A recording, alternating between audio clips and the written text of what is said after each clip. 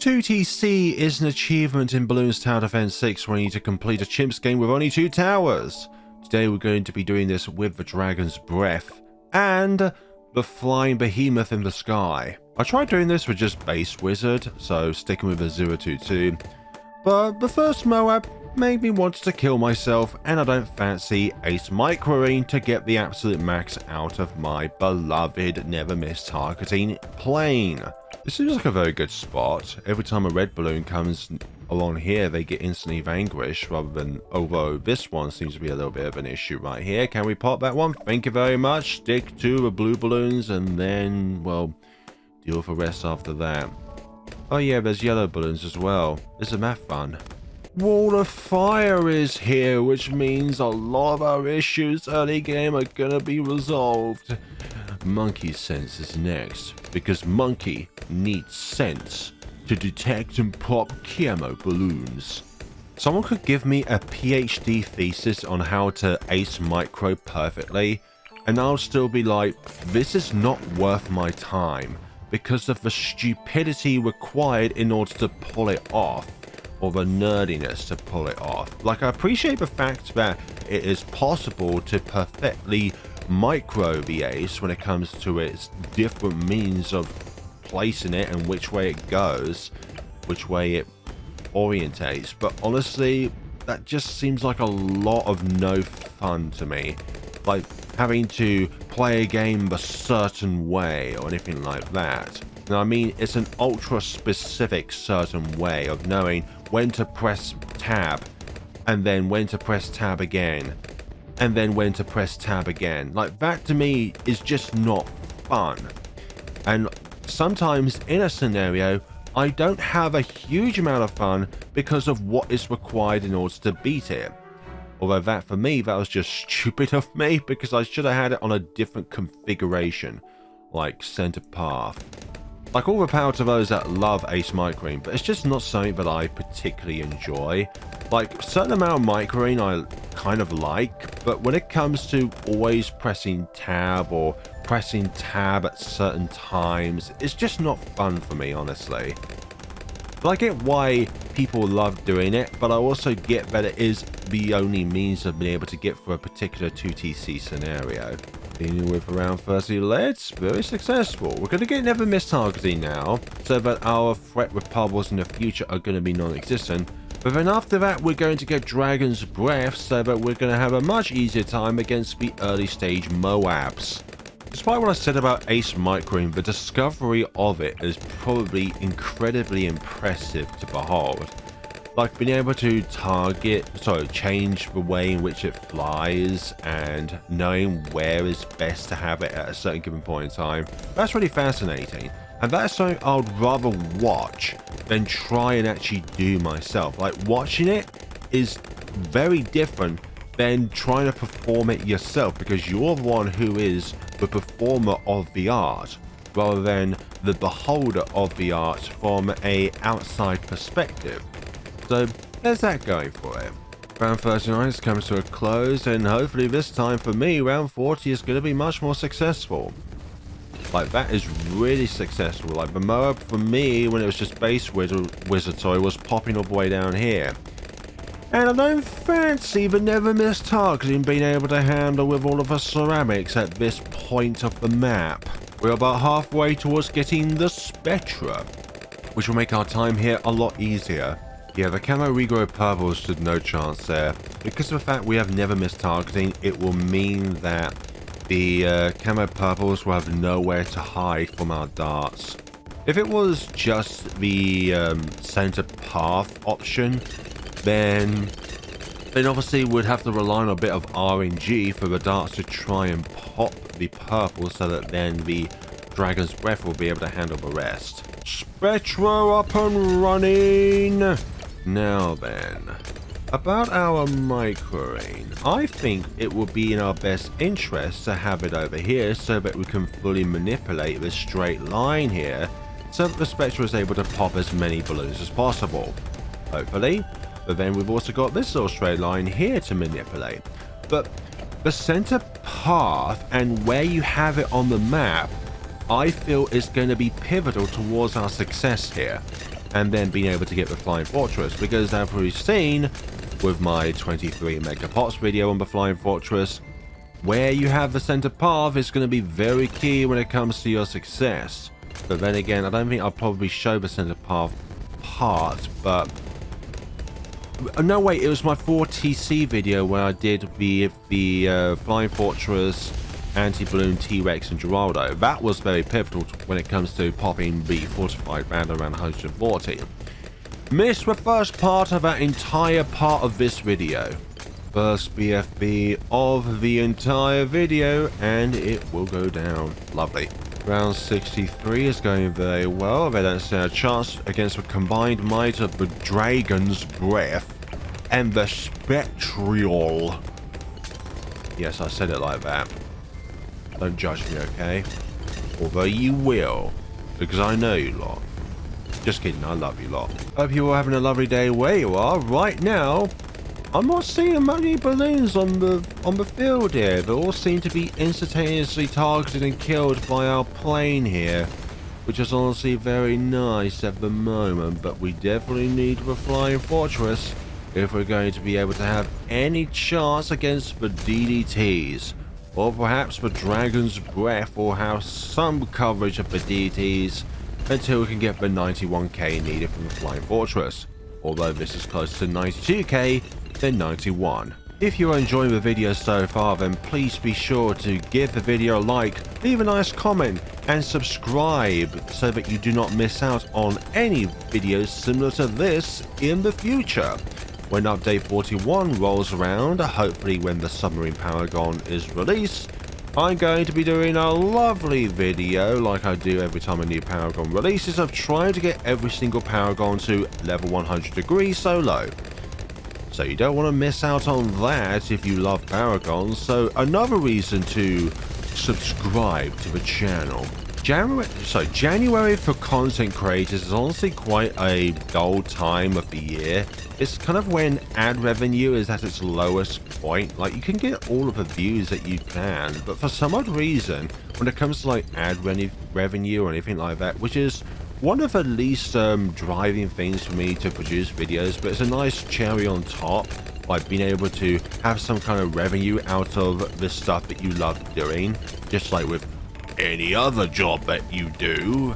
Get some money out of it, but you may not necessarily enjoy it because it might be within retail work, which is at all times going to have the potential risk of having somebody coming towards you that is completely unhinged. But more to the point, it's really nice having some kind of monetary like side of this, but it's not the main driving force of making videos. For me personally, the most important part about any kind of profession or hobby is to have fun. If you're not having fun, if you're not enjoying what you're doing, and if you're not in a healthy state of mind while trying to do that said thing, then possibly the only reason why you're doing it is to be able to put food on the table. And unfortunately for some people, that is the unfortunate reality that they live in. Like, they may be working in some factory in which they would rather be in any other place in the world than that. But unfortunately, that's just how the world operates. The world is unfair. And that is unfortunately a thing that we will have to like adapt towards and stuff like that. Trying to make the most of each and every single day that we have here, because we all have only a finite amount of time. And some cases we have to rest because of illnesses and stuff like that. But it's very important to try and make each day worth it. Like, what have you accomplished today that you didn't accomplish yesterday? Or what kind of New Year's resolution you've given yourself to try and work towards something? Because it's very important in some ways to be able to have a new goal. And a New Year's resolution is obviously quite the cliche thing in order to try and push yourself towards pursuing something or furtherly improving something which you've already working towards. Also, we've got ZMG here, so that's nice, isn't it? Come on now, go down already. You have enough firepower being thrown towards you. Go down already, please. There we go. That should be it. Lovely. So now we have we have I was to say 91k left, 30k left until we get the Flying Fortress. But there's also the important factor of if we can get it. Is the Dragon's Breath gonna be the thing in which is gonna save us? Super fortified ceramics? Super fortifieds only appear on round 81 onwards, and they are sometimes a testament to how tough the balloons can be from this point onwards, because they love to soak up a lot of firepower, especially with their fortified status, and if you're not careful with the regrow ones, they can go back into a fortified. So if you manage to get it just down to a rainbow, then there is a high chance in which they will be able to go back into a ceramic. Fun times. Also, what is fun at the moment is seeing our progression here, because I honestly think that some center path manipulation is going to be important from this point onwards if we're going to be able to get that extra 10k in order to afford the Flying Fortress. I think our issue at the moment is not necessarily damage, but being able to pierce through all of the balloons at any given point in time, because I feel like with both of these towers, they're kind of struggling at the moment when it comes to pierce. Not necessarily damage, but how many balloons can their attacks travel through? I honestly think pierce equivalates to damage as well. If you have the most powerful projectile in existence, but you can only hit one balloon and you can only attack once every year, then that's not a very effective tower. You best make sure that that attack counts, such as, let's say, on a boss balloon or a fortified bad. 5k away, 4 ZMGs to try and encounter with. Hopefully we can divide and conquer these so that we only target each ZMG independently. But I don't think that's going to be possible. Yeah, so the ceramics have been taken care of, the Moabs have been taken care of, BFBs, down to Moabs, but it could also just be on like where the plane is on its flight path at any given point in time. That could be the deciding factor if we succeed or not. Like, not necessarily the amount of damage that we're deploying out or the amount of PS that we have, but it's just where the plane is at any given point in time.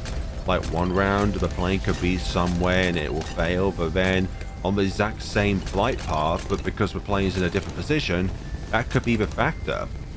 Also, can we get Flying Fortress on this round?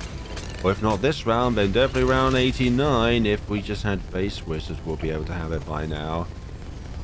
But we've got these 2 ZMGs left to deal with. There they go, all into BFBs. I prefer to just deal with one ZMG at any given point in time, but I guess we've got all this here to try and handle with. Oh, that was extremely close, and we now have the Flying Fortress. Yeah, the rest of this now is just going to be an absolute breeze. Just nothing in which the balloons can do now that will stop us, except for putting this in an extremely stupid place. Like, let's try and do this while the plane is up here and see if we can actually fail this. Can we fail this challenge? Oh, dear me, I don't know why I thought of that. Like, let's try and fail this challenge by putting this in the most stupid place possible.